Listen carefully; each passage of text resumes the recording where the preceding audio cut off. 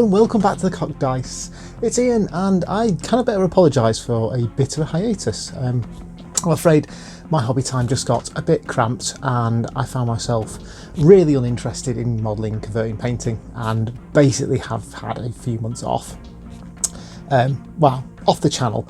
I got a bit of a kick up the backside a month or so ago from a friend of mine at the gaming club, and I have been doing quite a lot of painting, mainly personal projects, fleshing out some of my existing 40k armies for the most part.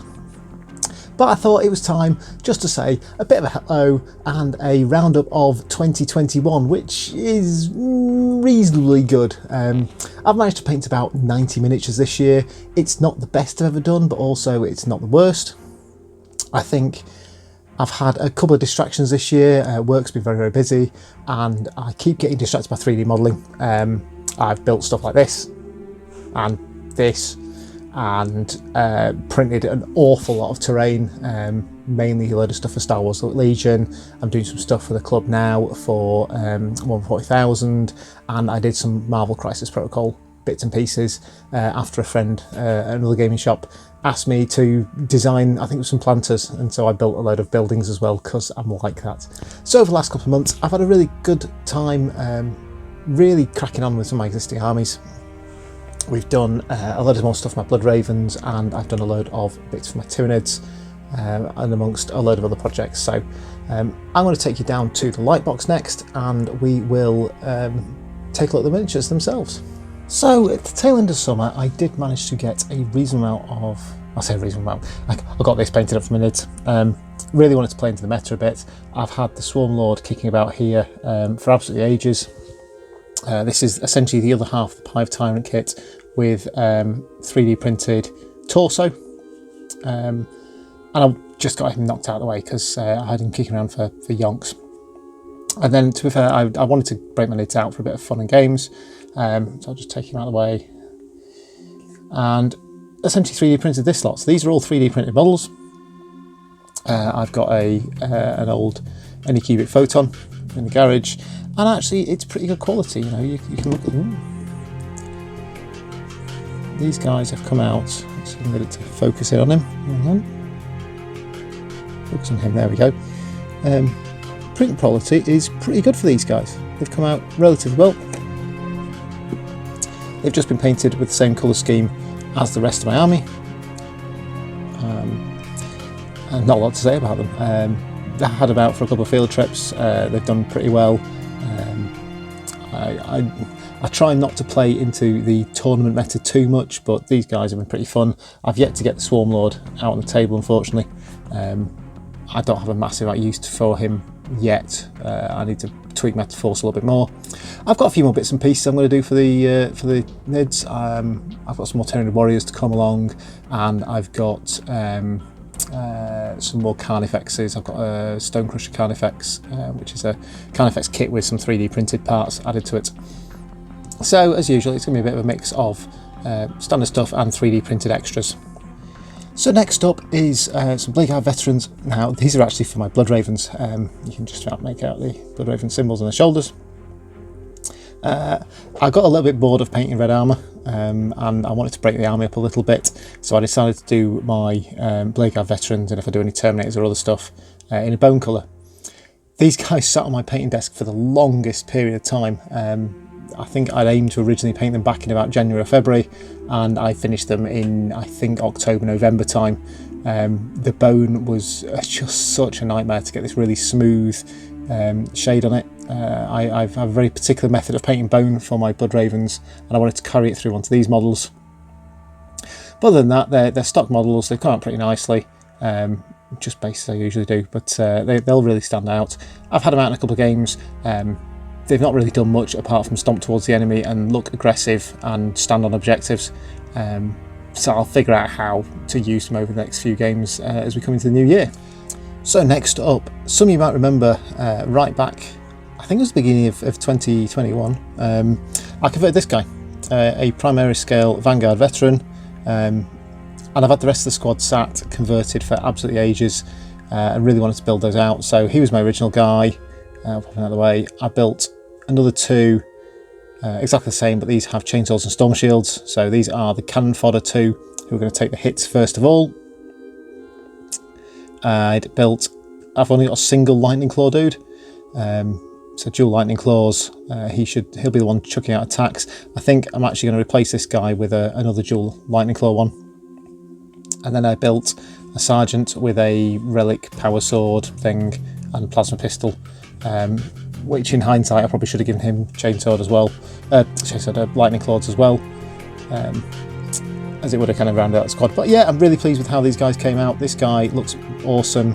I love this running with the lightning claws, and these two just tough as nails to take some hits. And I'll flesh this squad out and probably build a couple of extra weapon options just so I can swing around with whatever I fancy during the games. Next, we're on to one of my favourite paint jobs of the year. It's a 3D printed Leviathan Dreadnought. I'm never ever going to buy a GW one. It cost me about probably not even a tenner's worth of resin, so I thought it was a good fun project. Mine's armed with grav flux bombards and volkites. It was just fun. I fancied it as a painting challenge. Some great details, things like the stripes on here. I've done loads of. You make it on the side. Just get that in. There you go. Loads of weathering and chipping and little scroll work all over him. Mainly stock. He's got a couple of 3D printed extra parts on him here for the Bloodraven symbols, and then some just bits and bats from the bits box and extra purity seals really to make him shine a little bit.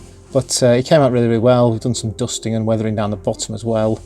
But I really, really enjoyed it. I've got to say, this was the first model I kind of painted after a bit of a hiatus, and he really got me back into my painting interests. I thoroughly enjoy painting him.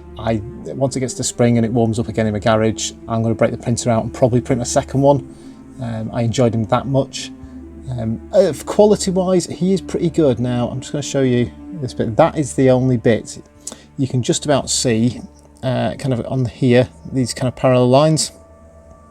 Now they're the actual model itself. That's not 3D printing lines, so the model itself doesn't have enough geometry really to show that curve off very, very well. Across the table you won't notice, but up close I can tell, and I think I can do better.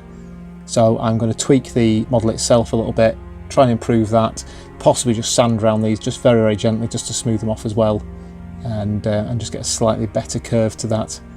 But all in all, he's a great model and looks awesome in the collection. He's been on the table once, terrifying people, and he will be on the table in the next week or two once our gaming club starts up again. And finally, it's the last few models from Shadowspear box and characters here. So these two are from Shadowspear. So you've got the captain in Phobos armour, absolutely stock model. Just painted him the same as I painted my Eliminators with the funky camo cloak. I doubt I'll ever use him really, but he was quite a cool figure. Librarian, Phobos Librarian. This guy I probably will use. He's got some quite cool powers. He's painted the same way as I've painted the rest of my librarians. I'm up to 3 or 4 now. All blue armour with a single red arm, just to show the kind of Bloodravens. I unfortunately couldn't fit any chapter symbols on him. I used 3D printed chapter symbols and I couldn't get one to squeeze in without it shattering, so I just had to do without it. But I think he looks the business, and again, the camo cloak came out really, really nicely. The camo cloaks follows a Darren Latham tutorial, which I'll link to in the description or somewhere on the screen around right now.